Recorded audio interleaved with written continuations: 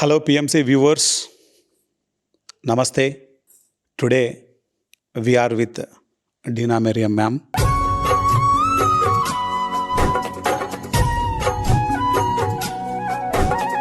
Untold Story of Sita, writer Dena Merriam ma'am.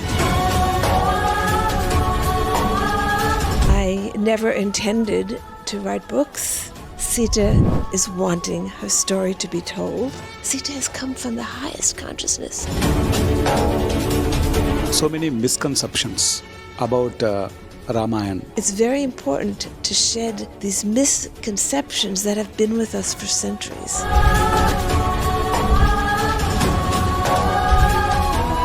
Patriji emphasized, you read Sita and you read Sita and you read Sita and you read Sita and... Patriji contacted me, and I was so glad he had by chance read the book.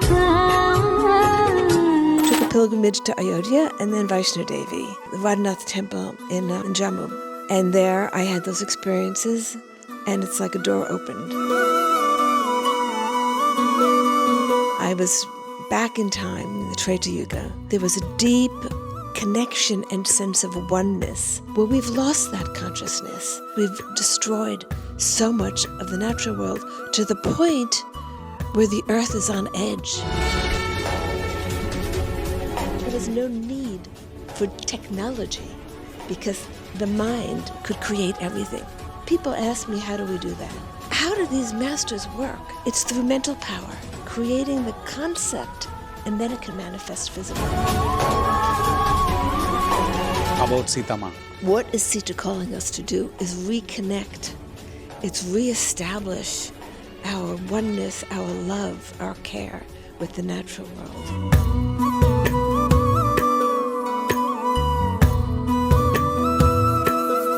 What's your feeling? We want to know. Disbelief.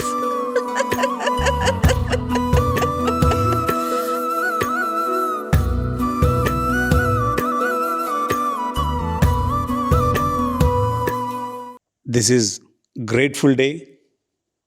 Really, this is amazing. When I read the Untold Story of Sita, I realized so many things. I transformed so much.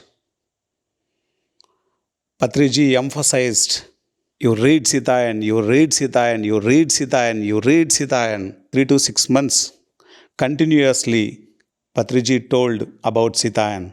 Especially in India, Andhra Pradesh and Telangana states, we published the Untold Story of Sita. English version we translated in Telugu. Title Sitayanam. Now, lakhs of masters read Sitayanam in Telugu, and one of our master Saroja Gullapalli from Australia, she narrated Sitayanam in Zoom sessions.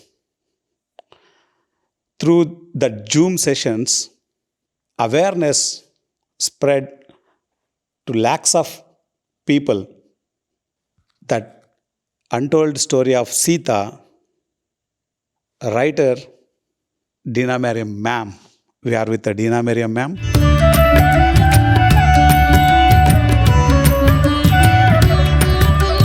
Ma'am, first of all, about yourself briefly. Well, thank you. Very grateful to be here. You are part of my spiritual family, and I have a great appreciation for Patriji and gratitude to him for how he's helped bring the presence of Sita to so many. He's really been my partner in this, in bringing the living presence of Sita to so many. So about my life, I never intended to write books, although I am a writer. Been a meditator for 50 years. Started when I was very young. Found my Guruji, Paramahansa Yogananda, when I was very young. Took very seriously my meditation. Did a lot of reading of the text, particularly the Gita. The Gita was my companion for many, many years. I had to work to support my children, my 2 sons, as I got married young and then divorced. And then when my kids got of age where they went off to university and I found myself alone, I began having many experiences, which I've written about. I started to write about them in my books. The first book, My Journey Through Time, where I recounted the experiences I was happening as my memory of the past opened.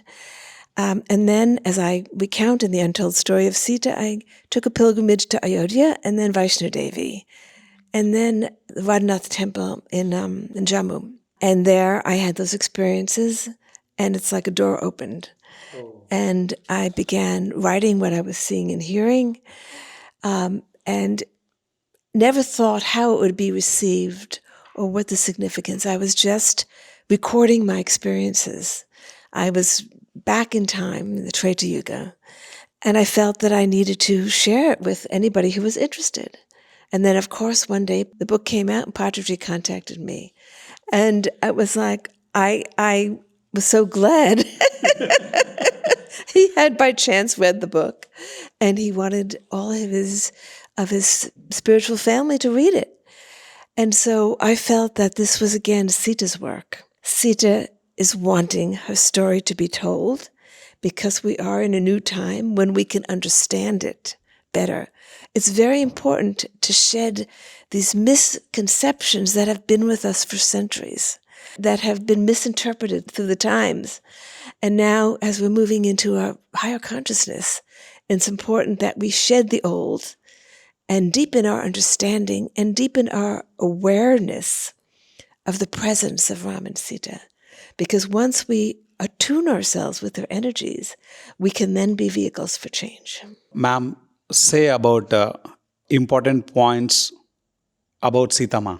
One of the messages that came through very clearly was that in that age, there was a deep connection and sense of oneness with the natural world. It wouldn't even occur to anyone to harm, to disrupt, because it was understood that we are all part of one flowing life energy. And so the rivers were alive, the forests were alive, they were part of a family. It was one living family. Well, we've lost that consciousness. And you can see what the loss has brought us to so much destruction. With the loss of that consciousness, we've destroyed so much of the natural world to the point where the earth is on edge. Systems that support life going to be destroyed.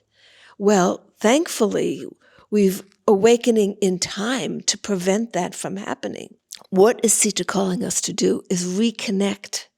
It's reestablish our oneness, our love, our care with the natural world. That was a very, very timely and important message. People ask me, how do we do that when you're not in charge of policy? Well, first it's the change in consciousness, and then the change in policy. It's from the bottom up, not from the top down. So what we each can do is in our own lives reconnect, spending time with the trees and really seeing them, not just not acknowledging them. Spending time with the plants, being more mindful of the food we eat. I've been a vegetarian for most of my life. I know that's an important part of Patriji's teachings, being more mindful. That's what we can each do. Sitting by a river, seeking out water, communicating with the animals. I had an experience which I can share, which came about after writing this book. I was on my way in my work. I've organized sessions at the UN climate conferences, bringing spiritual teachers there to talk about the inner dimensions of climate change.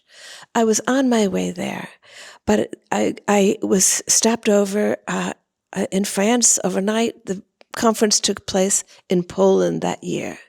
And I had a very important dream that night, dream vision, where I was standing by my apartment in the city. I have an apartment on the East River. And a large whale swam up the river, stopped in front of my apartment. We made eye contact. And I said to the whale, "I hear you." And then I woke up. And I woke up and I said to myself, I think I just made a commitment to represent the whales at the UN Climate Conference. The next day I was at the conference. I looked for every session I could on the seas. And I went to them, but not one mentioned animal life. It was all about how the pollution and warming of the seas are going to affect us. It was all me focused. I was in despair. I said I made a commitment to represent the whales. They have no voice here. I have no place to speak about them. Well, I did speak about them in the session that we had organized on the spiritual dimensions of the climate crisis. But ever since that dream, which took place 5 or 6 years ago, whenever there's a crisis with the whales, I feel it in my heart. And so last summer, there was a situation where 50 whales put themselves into a circle and then beached themselves under Australia. Most of them died, but a few were saved, the young ones. The young ones were sent back into the sea. They again put themselves into a circle and beached themselves. It was a mass suicide. They were giving us a message, but how many people got that message? That they are in crisis. And what can I do? I have no policy. I mean, I'm not in charge of the seas. However, that portal has been opened where I feel what they're going through. In other words, I showed them that I cared. Now, fast forward to just a few weeks ago, there was the first conversation between a scientist and a whale. The scientist spoke to a whale in whale language. The whale responded. The scientist responded. For 15 minutes, this went back and forth. Now, the scientists don't yet know what that conversation was about, but the conversation took place. There was a response, a call and an answer, a call and an answer. And so I say to myself, maybe what I'm feeling, other people are feeling too, that it's time for us to acknowledge our family, our animal family, that they are family, and that we have to care for them. So this is one important message that I got from in writing that book that changed me. In other words, what I'm saying is, writing the book changed me, and I'm hoping it can change everybody who reads it. Now, the other message I got was the care for people. This book is told through the voice of a servant. And yet in that day, the servants were not regarded as being lower. There was no higher or lower.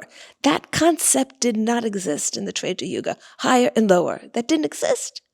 It was only much later that the hierarchies, there was no slavery, there was no conquest, there was none of the ills that came later. And yet look where we've come to as a society. And so I think it's very important to see the care that Sita gives to that servant. When the servant sprains her ankle, Sita has come from the highest consciousness. What is the first thing she does? She feeds the sages who are there. Then she tends to the wound of her servant. That message was for me, it's like, okay, that's how we have to conduct our life. That's how we have to conduct our life. Sita is teaching us how to conduct our life through the episodes in that book. And she was teaching me. I always say to people, I'm the one who's learning, because when I look back at my past, I had the blessing to be in the presence of great ones, but I didn't understand. I was at a much less developed point in my evolution. Now I understand the teachings. So the grace is that I'm getting those teachings anew at a time when I can really imbibe them. I can really understand them. Thank you. And please tell about King Janak Maharaja and his core teachings. Janak Baba is still a presence with me. Once these great ones take you under the wing, they never let you go. He set the example, actually, and when Ram came, Ram studied Janak Baba very carefully. He was the model for which he set his society. As I say in the book, it was a joining together of power and wisdom. Ayodhya was a power center. It had great might. Mithila, Videha, was a knowledge center of wisdom. Janak Baba was there, the Maharaja, who was the humblest of the humble. When he brought pioneering developments to farming, in terms of developing the plow, in terms of engineering. Now, a lot of those things weren't needed in the Satya Yuga because thought was very powerful. All you had to do is think something and it manifested. There was no need for technology because the mind could create everything. That was the Satya Yuga. But that time had passed and that power was weakening. And yet Janak Baba still had that. And so he knew in a declining era that technology would be needed. With the loss of that mental power, you needed external implements to maintain yourself on earth.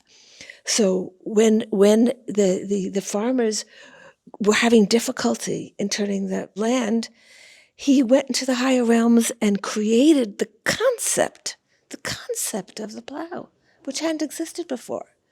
So how do these masters work? It's through mental power, creating the concept, and then it can manifest physically. First, you have to create the concept of irrigation, which wasn't needed because you could call the rains. You could call the rains in the Satya Yuga. You could stop the rains. You could control the external environment through mental power. But in the Treta Yuga, that was declining. So they needed to develop physical ways in times of drought, in times when the rains were withheld. Why were the rains being withheld? Because of negative energies that were being released down in the south. So he developed the concept of irrigation. So Janak Baba was one of those who helped advance society. Advance in the terms, we in the West look at progression as advancement. It's actually a decline because the mental powers are declining, so you need external implements. We call it progress, we call it advances, but you can look at it another way. But he helped develop the society that would be able to attend to its needs during a time of a loss of mental power. He also had incredible compassion and love. He knew every family in his kingdom. And this is the model that Ram followed. When Ram, we see later on in the book how he visits every family. He tends to the needs of every family. He even arranges marriages because he knows the karmic connection. Janak Baba and Ram could see the karma of a person and help them fulfill that karma. And this is what he did when he visited people. It wasn't just to attend to their physical needs, what that family needs. It was to help them in their evolution and fulfilling their karma. There's a story in a book that I'm writing now because Janak Baba appears again. The memory of him, because it's a story that takes place in the future. It's a book called Memories of a Future Life, where the memory of Janak Baba during a time of famine, where he instructs his household that he won't eat until every person in the kingdom has eaten. He takes care of every person before he tends to his own physical needs. That's Janak Baba. Wow, this is amazing information. And please tell about King Dasaratha Maharaja. I know less about the family in Ayodhya than I do about the family in Mithila. I have to say. All I can say is that the love between Ram and his father was something that everyone felt, the intense love. And, it is said that Dasaratha sent Ram into exile because of what happened with the wife. I feel that was just the external. He understood that Ram needed to go help unify the spiritual energy of that whole area. He knew that was Ram's mission, and that Ram had to do that before he could come back and be a king. So Ram's exile was not just in terms of the battle with Ravan, helping those forest communities come into the spiritual energy of Bharat, which is what Ram created. He created that spiritual umbrella for Bharat, and to give farming techniques to the forest communities, which is what Sita did. She brought the knowledge of Mithila to those forest communities to help them learn so they wouldn't have to live off of the forest, because the abundance that had been there in the Satya Yuga was declining as we go through Treta Yuga. And so physical labor was needed, farming was needed. So Dasaratha knew this. And so that promise that he had made was just an excuse. You always have to have an excuse. He couldn't have just said to Ram, you're banished or go into the forest. There had to be an external trigger for that. Just like Sita's going into Lanka was an external trigger for what took place, for the reclaiming of Lanka, for the banishing of Adharma. There had to be a reason, an external factor that leads to that. So there's always an external factor, but that's not the deeper reason of what took place. Dasaratha was sending Ram to do what he had come to do, which is to create that Dharma mantle for the whole region, and to help the forest communities come into the society, and to learn the techniques that would sustain them for the ages to come. In Hinduism, so many misconceptions about Ramayana, about Rama. But after the untold story of Sita, we understood about character of Rama. So please tell about Rama. What can I say about Ram? Ram is the love that permeates the universe. Often say that in our collective memory, the story remains, right? The general external events of what took place, but the internal events of why has gotten lost, because from Treta Yuga we went through the declining Dwapara Yuga into the Kali Yuga. Now we've come out of the Kali Yuga into the beginning of the Dwapara Yuga. It's time to reclaim the story. So there is in the collective memory Sita's retreat into the forest. Why? People couldn't explain why. Why? Oh, Ram must have banished her. Yes, he banished her because she had been away. That was a Kali Yuga mindset. This story was not written down because there was no need for writing in the Treta Yuga. In the Treta Yuga, it was held in the memory. But in the declining ages, when people sort of lost the understanding of the deeper meaning, things got written down, but the essence got lost. I mean, the essence, you read any version of the Ramayana, you do get an essence of Ram and Sita, but a lot of the details got misunderstood. So the why of why Sita retreated to the forest got lost. So I try to reclaim that. I mean, this is a beautiful part of the story in my mind, that this curse of Rishi Bhrigu took place eons ago, that he would curse Narayan when he was in human form, because in his Narayan form, there's no separation. But in human form, there's a veil of illusion, there is a sense of separation, that Narayan would know separation from his consort. Both Narayan and Narayani accepted this because a curse once given can't be withdrawn. It can be weakened, as Sage Bhrigu's wife weakened it. So it would be a partial separation.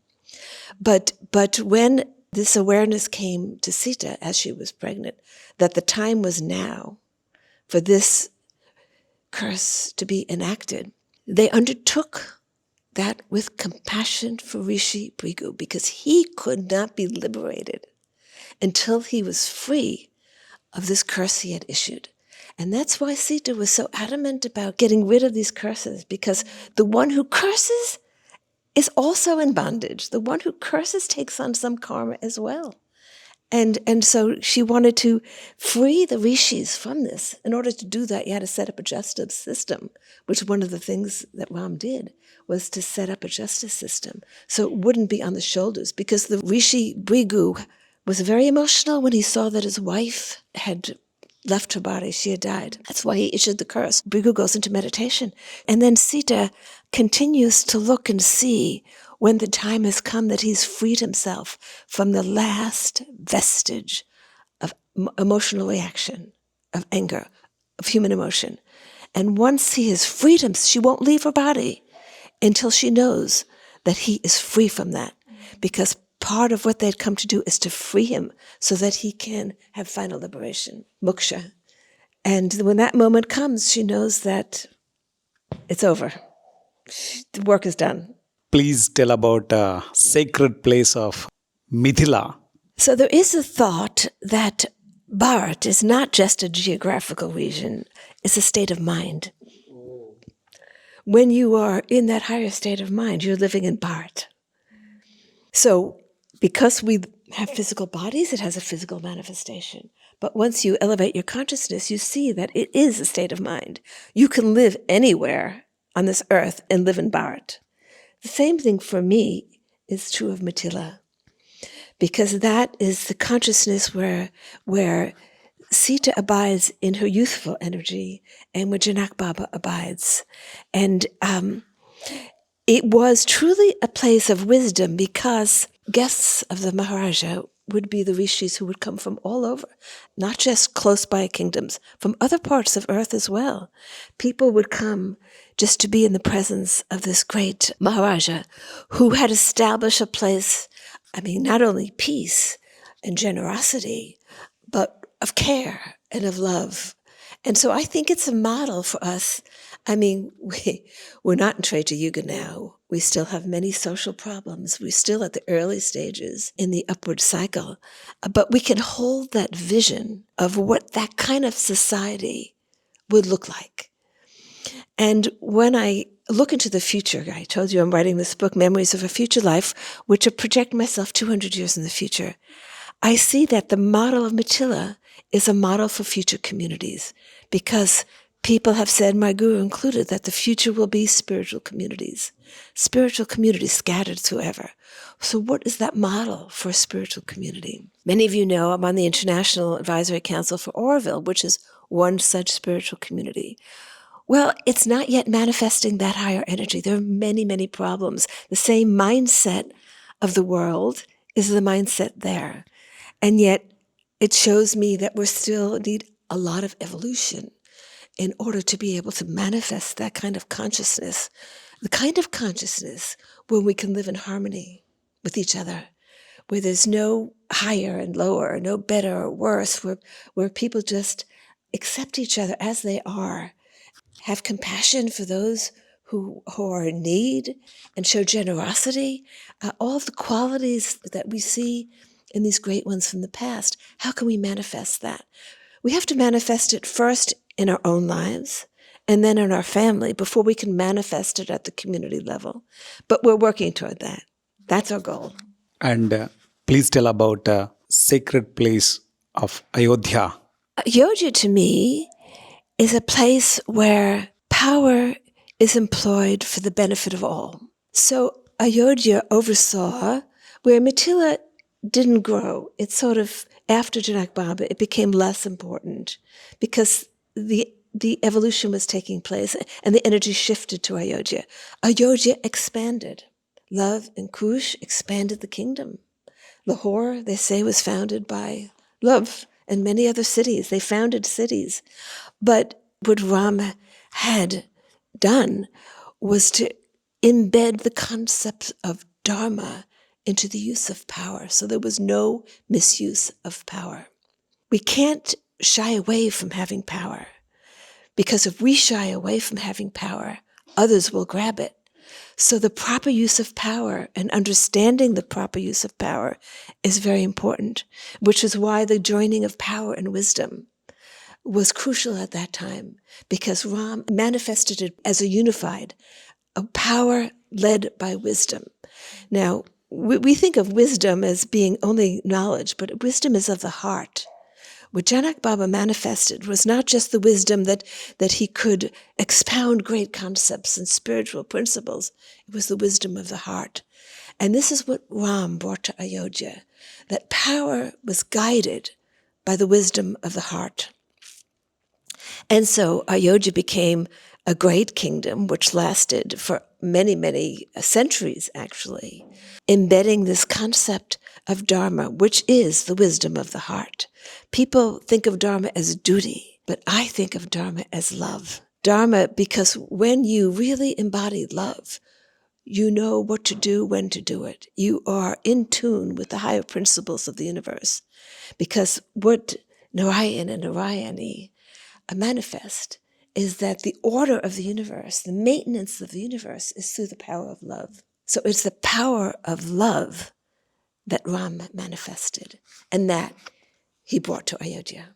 When you realized your past life with Sita Ma, exact at that time, what's your feeling? We want to know. Disbelief. I had written my first book where I go back 7 lives. In that book, I was able to confirm many things. I went to places that I saw. I was able to confirm because, I have a Western mind. I have a degree of skepticism in me. And I was seeing things and I said, how do I know this is true? And so in the first book, I did do that. When the Untold Story of Sita came to me, I couldn't verify what I was seeing and hearing. So I said to myself, well, look, I'm living the life of Meenakshi, or Meenakshi's channeling herself through me. How can I tell? And then I said to myself, does it matter? Because while writing that book, I was in the presence of Sita. And every now and then when I get busy writing other books, and I feel a disconnection, I'm not in the presence of Sita, I have to go back and put myself into the presence of Sita. So to verify it for me, to confirm it for myself, was because I found myself in the presence of Sita. I was reliving all of those episodes. And I thought to myself, and this is a big question when you see your past. Whenever I look back now at all my past me's, I'm no longer that person. But when I look ahead into my future me's, I'm no longer this person. Because when I write about my past, I wrote about a less evolved version of myself. Now when I'm looking into the future, I'm writing about a more evolved version of myself. Which is the me? This is the ultimate question. Who am I? Am I Meenakshi? Am I the Sujata of the Rukmini book? Who am I? And this is the question that Sita has put before me. Find out who you truly are. Because I'm none of them and all of them. And I'll tell you a little secret. For most of my life, I've enjoyed doing housework. I've just enjoyed it. Particularly, I used to find myself washing the floors. And, I couldn't explain it to myself. Why do I like doing this kind of thing? Now I have a housekeeper. I'm too old to get down and wash floors. But when I was writing that book and I saw myself as a servant, I said to myself, that servant has never fully left me. So we retain a piece of ourselves through all of our past, a piece of ourselves. But that's not who I am today. That's not my function today. So it's very interesting to see your past and to see the pieces of that past that remain with you. I'm not that personality anymore. I've moved long beyond that, had many other experiences. And yet you can always treasure. What a treasure that was, because that brought me into the presence of Sita, which has never left me. And through successive incarnations, I've shut down that awareness. But now in this birth, I've been able to awaken that awareness. And now as I look to the future, I say to myself, I never want to shut it down again. I don't want to lose that connection. So do we come to a point in our evolution where we don't have to start all over again? There is the perception of starting all over again. You're born, you're pregnant, your newborn will be born without recalling his past. Fresh start, right? But can we come to the part where we can contain it all and not have to start over? Our Mataji, please tell about Mata Meenakshi. She's my angel. She was a simple woman. Didn't understand the truths that were around her, but she had love and devotion. That was the main quality, is her love for Sita. She didn't understand who Sita was necessarily. When she, at the end of her life, when she goes down to the river, Sita had promised her she would see her again. And Sita does appear to her. And Sita puts a shawl over her because she's shaking from being wet. She doesn't understand who Sita is, but she has love for her.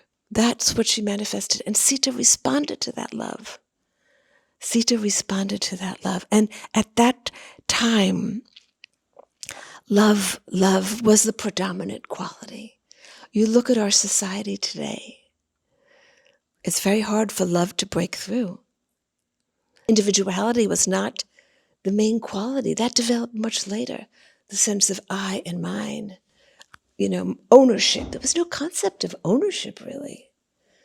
These concepts didn't really exist. Maybe just the beginning seeds were there. But her total devotion to Sita was the quality that defined her. Before you realized this past life memory, after you realized your past life memory, what is the difference? Transformation. Yeah. I mean, I attribute a lot of my transformation to my Guruji and to meditation, but it was my Guruji who brought me into the presence of Sita. Once in the presence never leaves.